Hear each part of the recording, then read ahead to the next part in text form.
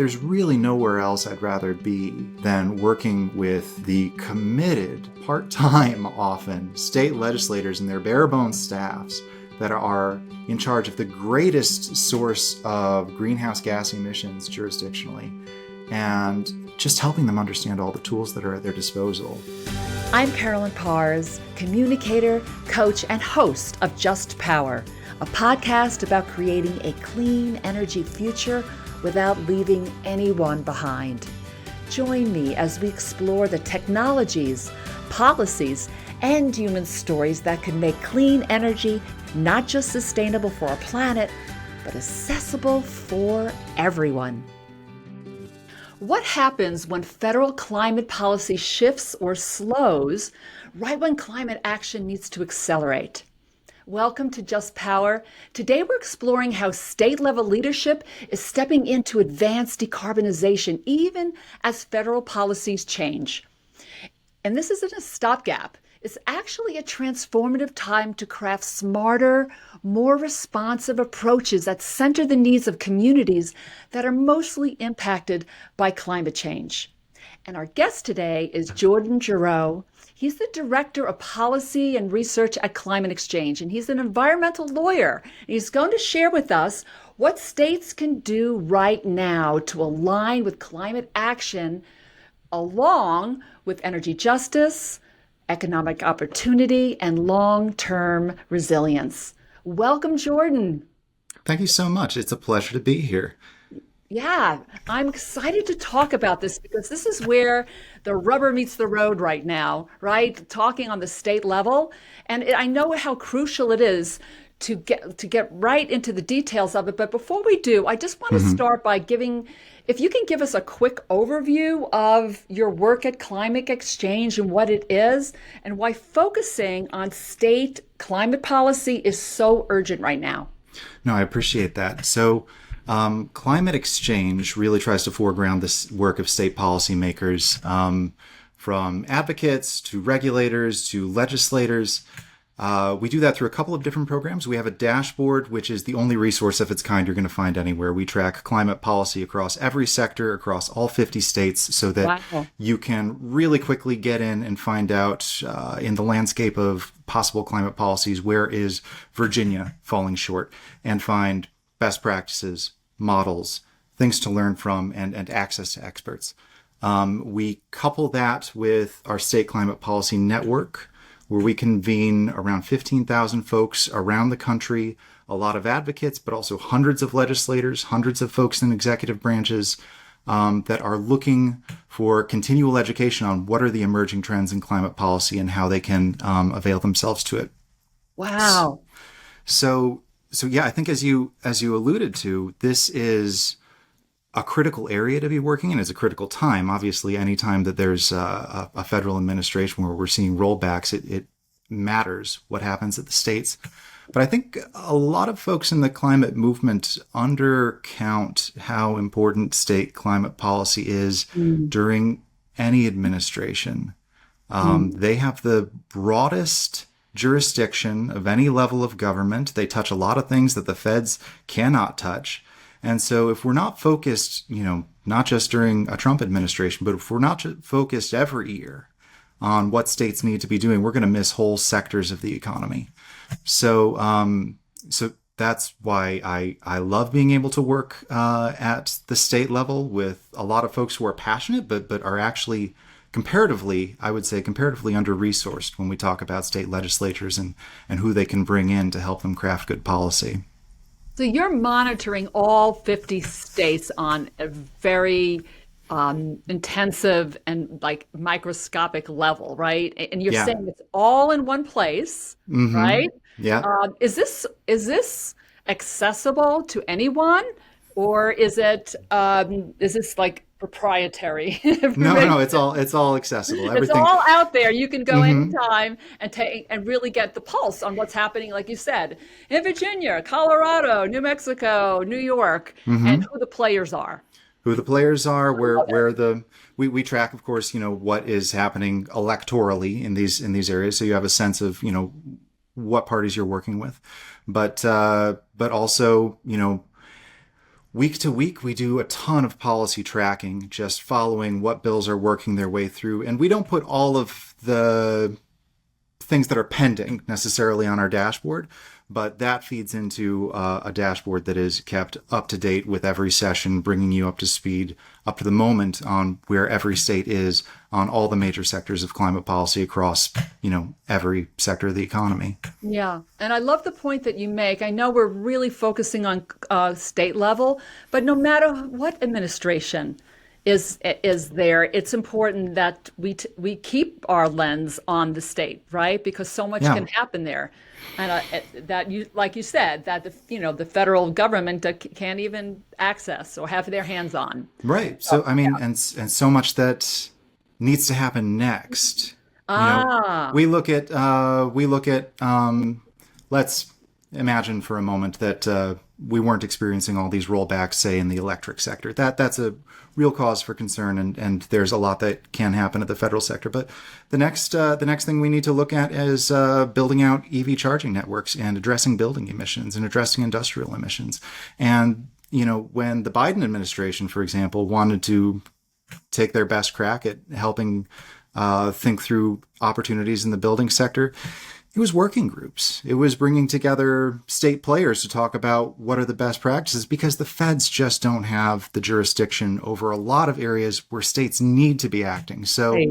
it's really, I think it's ground zero for a lot of sectors where the feds lack jurisdiction, and a lot of emerging sectors that we need to be thinking about over the next 15, 20 years. Okay, thank you for that context.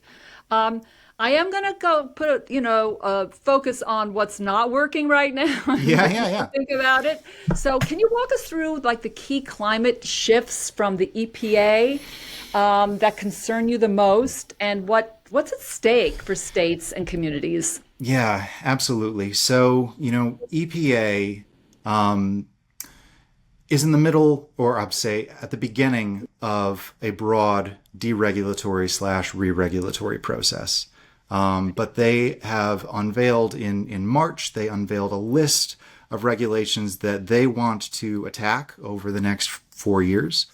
And it touches on everything that gets at greenhouse gas emissions. So that means transportation emissions, that means electric sector emissions, that means methane emissions in the oil and gas sector, that means hydrofluorocarbon emissions from refrigeration equipment, and even larger sort of overarching tools that the federal government would otherwise use to try and guide what they're doing in the regulatory process, like the endangerment finding is a key regulatory tool that allows the EPA to look at greenhouse gas emissions under the Clean Air Act. It's the foundation of a lot of other regulations.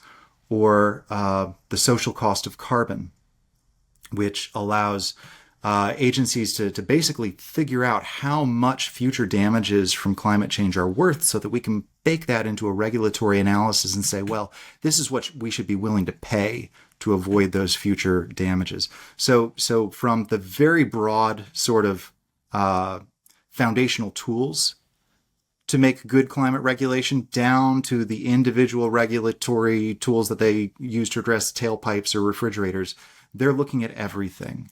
Now that is going to be a process. It's going to take a long time to walk through that. I like to invoke an almost poetically perfect example from Trump 1.0. When Trump went about trying to reverse Obama's Clean Power Plan in the electric sector and replace it with a much less stringent, affordable clean energy plan, he announced that change in his second full month of office. It took over 2 years to work its way through the regulatory process, and it was struck down by the courts on his last full day in office. Okay. So any of these things could take a long time to work their way through. That's probably the good news right now. Right. Okay. So you talked about all the sectors, right? Yeah. Where do you see the greatest risks from deregulation? And what responses can states prioritize that actually deliver climate benefits? And also, because we have a lens on this show on climate equity, right? Underserved communities as well to improve their life there. I think that, through either the emissions lens or the sort of co-benefits and equity lens, one that rises to the top for me is methane emissions from the oil and gas sector. So the oil and gas sector, there's a lot of methane that leaks just from the production and transportation of those fuels. It happens from routine venting and flaring. They don't want to have to control the gas, so they just light some on fire and let it flare up into the atmosphere. It's a very theatrical source of emissions. To pipeline leaks, to leaks from inefficient equipment. And all of these things were addressed under the Biden administration in a set of rules. It was the first time that the federal government had looked at this source of emissions. Trump administration has announced they want to unwind those. And this is key, I think, also from, I'll mention two things in course. This is a bigger source of climate forcing pollutants than most folks realize. Pound of CO2 or ton of CO2 equivalent per ton of CO2 equivalent, if you look at the cost benefit analysis that EPA attached to all of the rules that they're now thinking of unwinding, it comes out ahead of all of them. Starting in the mid 2030s, after the Biden rule would have ramped up to full effectiveness, it's saving annually about 2% of U.S. total emissions from all sources. It's more effective in that way than, even the clean power rules or the transportation rules. But as you might imagine, when we're talking about just lighting methane on fire out there in the open, there's a ton of co-benefits associated with this. There's a ton of other pollutants that get mixed into local air quality issues that come from the oil and gas sector operating this way. And so you see where states have moved forward with similar sorts of regulations. That's a primary focus. That's a driving motivation for legislators to be able to protect local communities. Okay. So what are some of the concrete levers that states can pull to keep this, let's just say, decarbonization on track? And are there any examples that you can, like, who's doing a good job at it right now? Yeah. Do you want me to keep it within sort of methane for a moment, or? Yeah, we have methane as a focus. Yeah. Let's do that. So there's about 9 states that have some sort of methane regulation from the oil and gas sector right now. And as I mentioned at the top of the show, if you hop on our dashboard, you can find out about who they all are and how their programs differ. I'll mention that I think it's really an interesting convergence of states. You've got some states that are traditional climate leaders where maybe there isn't even that strong of an oil and gas presence. Right. But you've got some really red states that have prioritized this as well. Louisiana leaps to mind as a state that is leading in this space because they have such a heavy industrial base in that state that it really does make an air quality difference. So Colorado, for example, would be a leading sort of bluish state that is out there putting some of the most progressive standards on oil and gas sector methane leaks in the country out there. But Louisiana comes along and also prevents a lot of the same sources of leaks. And, maybe to make it work better in a reddish state, they do that by building in some escape valves. If the regulation becomes completely economically unviable for different kinds of operators, depending on what's happening with the natural gas price, they allow them to fudge compliance. So, and that's better than nothing, right? So I think you see a lot of potential, even for reddish states, to come along and say, this is, whether we care that much about climate pollutants or not, this is affecting our local air quality. Right. And we can model a regulation off of something nation leading out of Colorado, or we can look at what EPA did, or we have, well, literally 9 other sources that we could piggyback off of.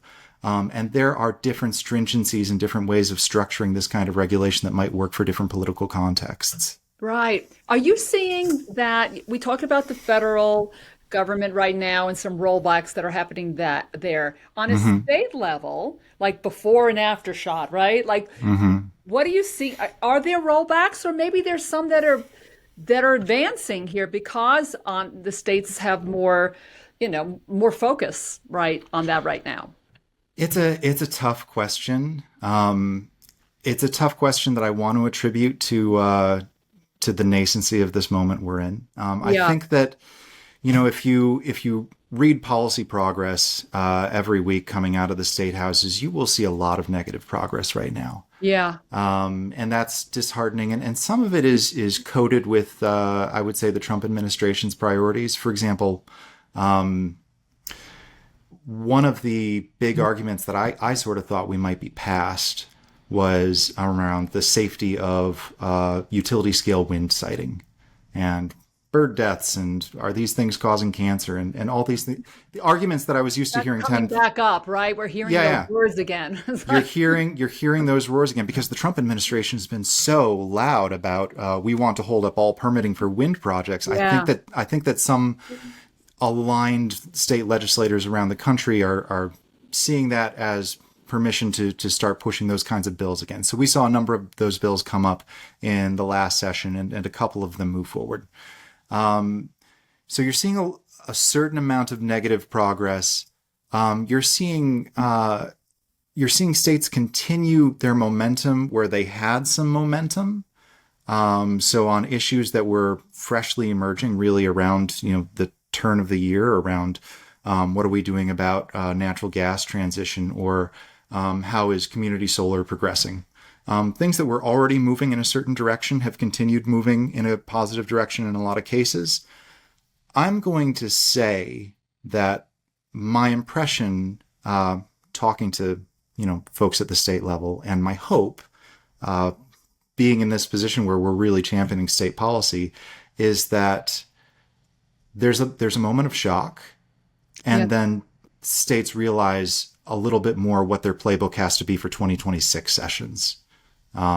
They've sort of been able to internalize everything that the federal government is trying to do because it's happening so fast. And that this can really inform a little more soul searching and a little more planning around what states can productively do in year 2 of Trump 2.0. Yeah.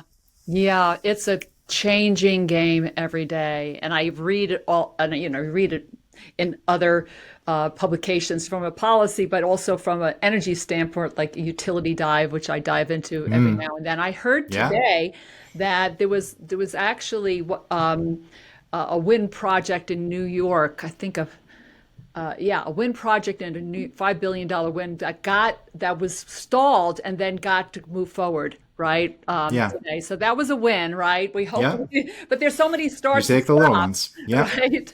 So we'll see how it goes. We live in interesting times.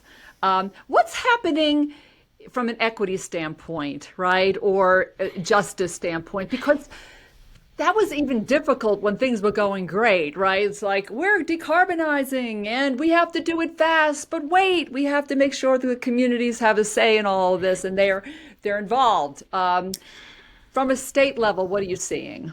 Yeah, well, there's been, I think, a chilling effect with the federal government walking back everything associated with equity and pausing funding and disbanding whole programs within the EPA. Folks have taken some of that message, and it's had, I think, perhaps in these early months of Trump 2.0, it's had a chilling effect. We know, however, that the opportunities are there for states to be doing much more than they are doing. And that was true before this most recent election. So, when we look at the types of programs that the federal government was more interested in funding under Biden, there are state analogs for a lot of things like funding, taking a certain amount of funding and redirecting it towards equity or environmental justice communities, and putting in place requirements for how for how state funding is going to be spent in this way. We take, I think, a special focus at Climate XChange in drawing a lot of those types of opportunities out for states. As many equity-focused policies as we have electricity-focused policies, all right? The opportunities are still there. I think that a lot of actors are keeping their powder dry for a moment because there is concern about what is happening in our political culture. Yeah, I'm seeing that as well. All right, I want to do a little pivot to another story that's sort of flying under the radar, which is about data center, the boom that's happening there. It's energy intensive. We know that, right? It uses water, and it's incentivized by the federal level. How are states navigating this pressure? And are they thinking about equity along those lines? And when we talk data centers, or is it status quo? Yeah, I think that a lot of equity concerns get coded a little bit into the affordability conversation, and the affordability conversation is loud at the state level. So right now, a majority of states, I want to say 37, I could be off on the number, but a majority of states have some kind of data center incentive already at the state level.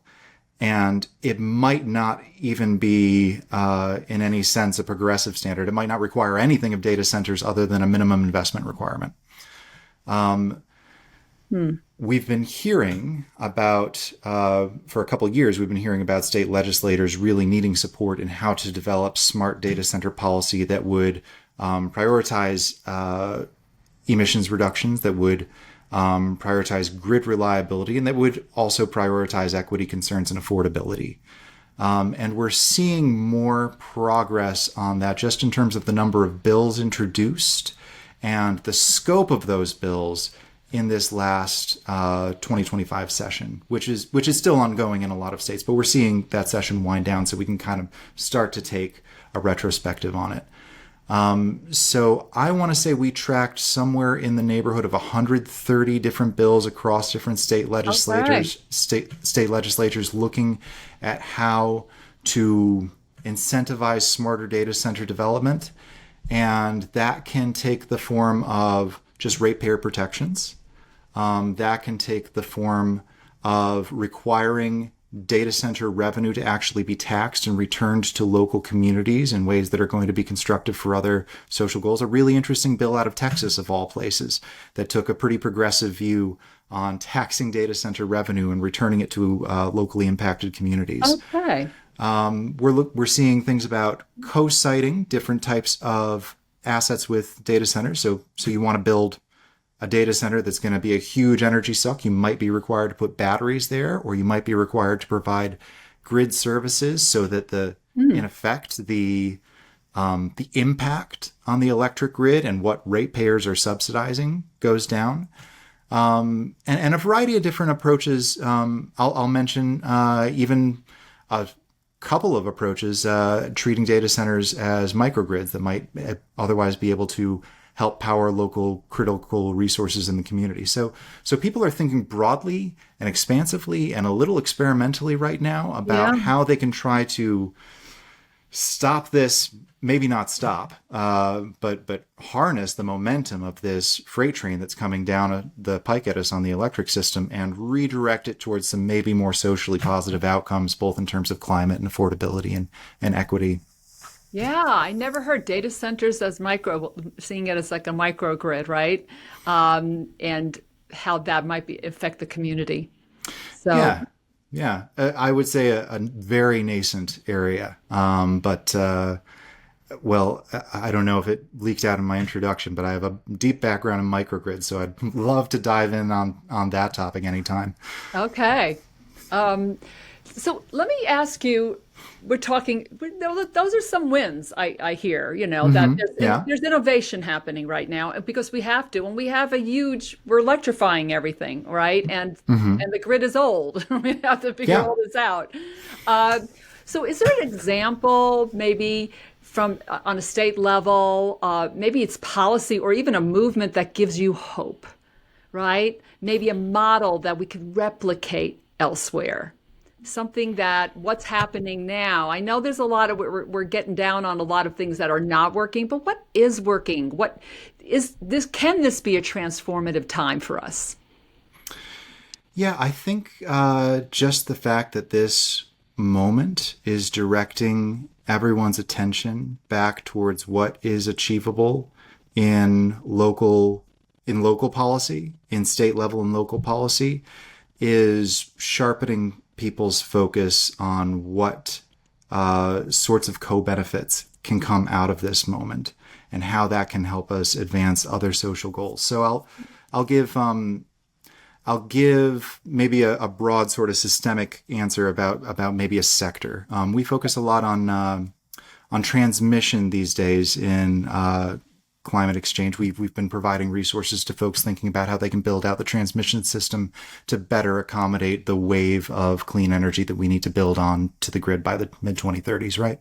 A lot of state challenges around that, a lot of regional challenges around that. And what we're hearing consistently from our audiences and from the legislators that are working with us is that as the climate movement is being challenged, there is an increasing awareness that we need to be able to draw out all the co-benefits of the types of policies that we're talking about and broaden our tent to bring in public health, to bring in, say, affordable housing, to bring in economic justice, and be able to retell the story of some of these climate policies that we've been working on with our heads down in an emissions spreadsheet for a little too long, and think about how we can bring in these other audiences to help broaden the movement, because this is a moment when the climate movement really needs to link arms with all of the communities that are around us that stand to profit from the co-benefits of a good, clean energy transition. Yeah, because we're all connected, right? I mean, we're not operating in silos. Transportation, building, and other sectors are all involved here and coming together. So that's more like the movement side, right? Just seeing more of a collective that can happen. Yeah. So you're seeing some of that, or at least hearing some of that? Yeah, we're seeing a definite appetite from legislators in how do we take transmission investments and make that make sense in terms of lower energy bills over the long term for a community? How do we take transmission investments and make that make sense in terms of reduced peaker plant emissions, which are having health impacts in environmental justice communities?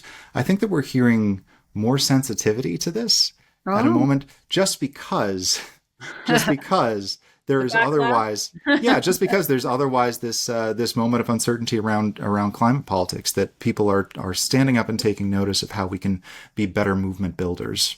Okay. So if you had a room full of policymakers and community organizers, this is your chance, Jordan, all right? They're listening. Outstanding. Right now, what one thing would you urge them to keep progressing on climate moving forward? What would you be saying? This is this should be your focus for the next 3 years, 4 years. That's a big question, and I'm going to start. I'll get there. I'm going to start by flubbing it a little bit, because as a generalist, we need to take care of all of our children, right? There are so many different ways that we can make progress, and I like to, especially talking to folks in a 50-state context. I like to try and be really sensitive to what needs to happen in your jurisdiction, and where are the politics in your jurisdiction, and how can we leverage that? And so a lot of generalized flubbing on your question, with a purpose, right? But I think that what is perhaps the highest reward, and if we get it right, the most sort of social co-benefits, is around keeping momentum around decarbonizing buildings.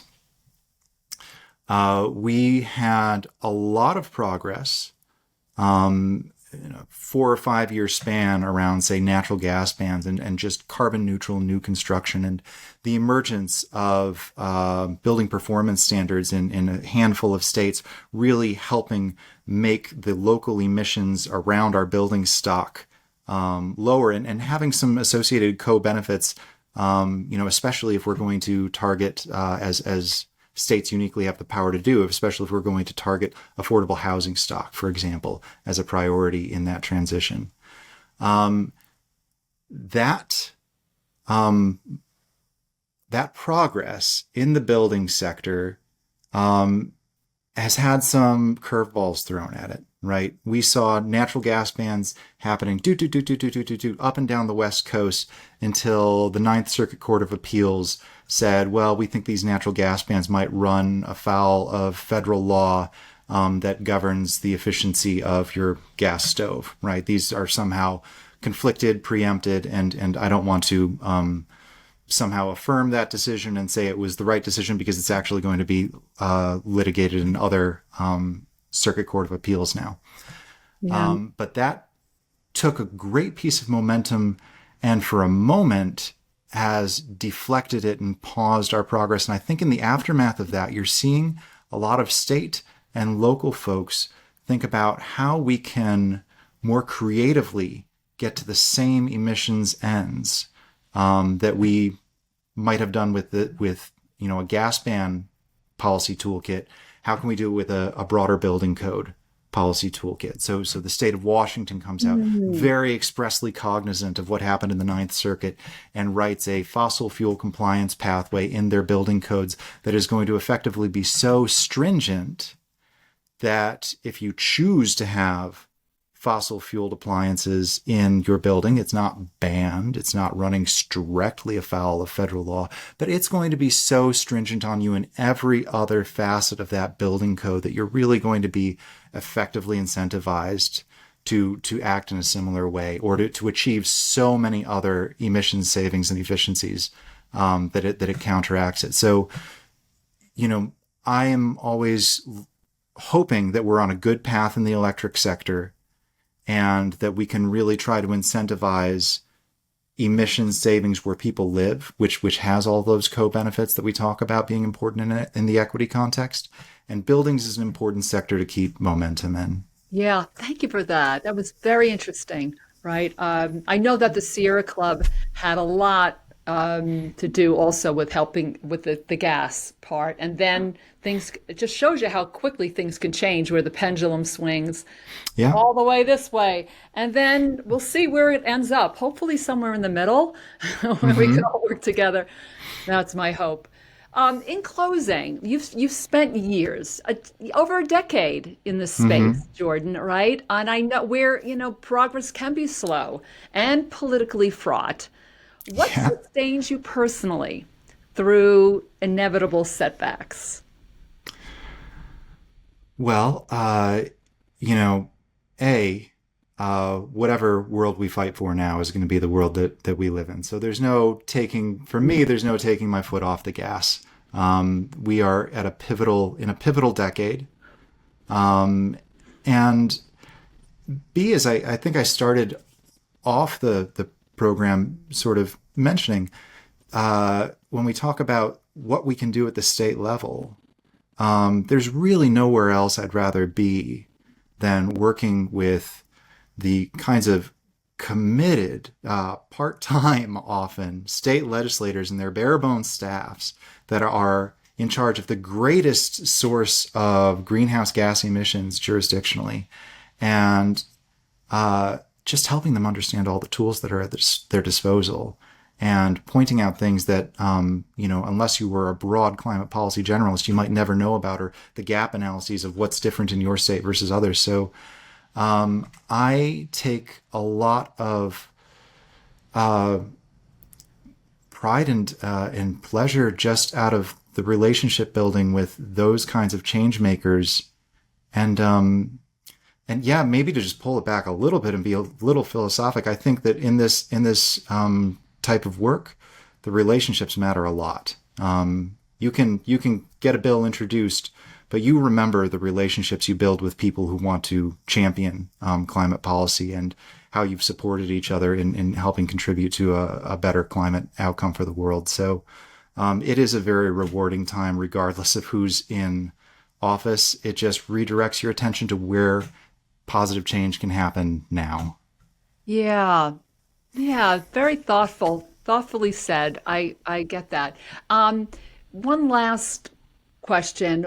Any words of wisdom for those that are in the throes of it? Some of the people you just mentioned that maybe are working with bare bones. What would you say to them in this time? In this time, take courage that there are so many folks out there. I mean, the folks that were making all of the climate progress that we saw through the Obama and Biden administrations, and through a really transformative series of state laws, maybe in the late 2010s, where states put together really ambitious whole economy emissions plans. Those folks are all still out there, and they all still care about this work. And we might not be attracting all of the oxygen in the room, but we are burning quietly, and we're going to find our tinder. Okay. With burning with no emissions, I just want to add. Zero emissions, yeah. Good point. It's perhaps it's a hydrogen fire. Perhaps it's, yeah. There you go. A technology of your choice. Sure, please. So thank you so much for taking time out today. How can people learn more about you and your work? Sure. So I think in the show notes, all our links should be there. But we are climate-exchange.org, and state climate, the state climate policy dashboard is linked directly through our homepage, and our state climate policy network is there. So we love reaching out and meeting new climate actors, working at the state and local level across the country.